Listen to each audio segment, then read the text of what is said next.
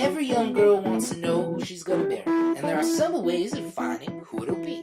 One way is to boil an egg. Peel it and cut it half crossways. Then lift out the yolk and fill in the half with salt.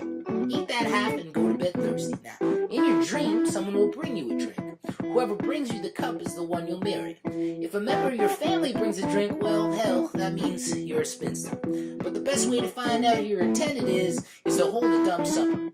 A young girl who seeks to know her future husband's name gathers 2 or 3 of her girlfriends together, and they begin to make the dumb supper.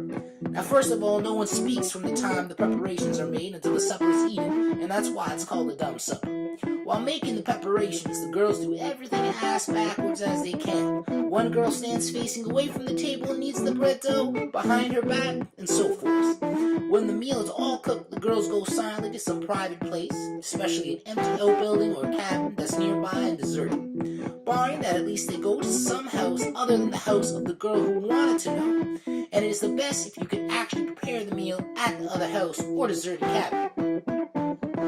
When the meal is served, the girls sit down and eat in silence, and supposedly someone else comes and eats silently with them. That person will be the future husband of the girl holding the dumb supper.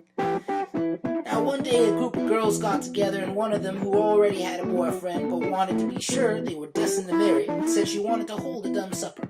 They stood with their backs to the kitchen cupboard as they did all their cooking. They didn't say a word from the minute they began to cook the meal. And when it was ready, they packed in the baskets to take to a deserted house just down the road.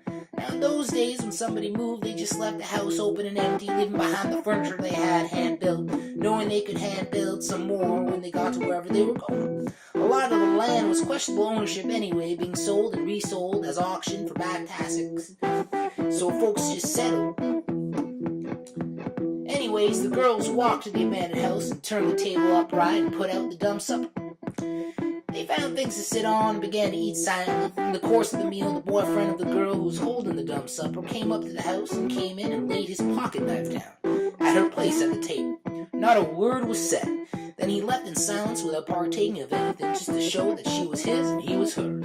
That knife was a prized possession, and so she knew how sincere he was. Not many months passed until, sure enough, those two got married. Then things went along for about 10 years after that, but then they had some bad times, and of course, he took to drinking. One evening he came home drunk and found her going through her trunk, looking for something that she needed. Just as he came along, she took the pocket knife out of her whole chest. He looked at her real rough like. He said, I always wondered what happened to my pocket knife. That was my lucky pocket knife. And he took it from her and opened the blade, and he stabbed her to death with it. Now, it had been his ghost at the dump site, and not him. Sabridge.